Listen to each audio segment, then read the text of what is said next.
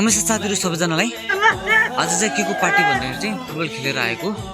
So जित्नेले चाहिँ रक्सी बिहोर्नु पर्ने, हार्नेले चाहिँ 15 केजी को खसीको रकम तिर्नु पर्ने भन्ने नियम गरिएको थियो र अब दशैं पनि गइहाल्यो, मनाउन पाएन यसपालिको दशैं पनि।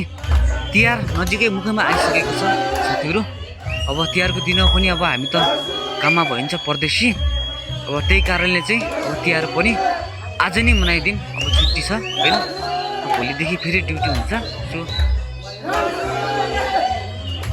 देश विदेश स्वदेशमा छरिएर बस्नु भएको मेरो नेपाली दाजुभाइ दिदीबहिनी तथा आमा बुवा सम्पूर्णलाई महान चाड तिहार दीपावलीको धेरै धेरै शुभकामना।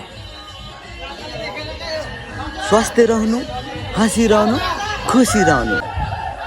हस्त धन्यवाद। आइहाल्छ नआउ भन्छु आउन मलाई हाल्छ ससुरालीमा। ख्याल ख्यालमै दिल बस्यो कान्छी सालीमा। सम्झना आइहाल्छ नआउ भन्छु आउन मलाई हाल्छ ससुरालीमा।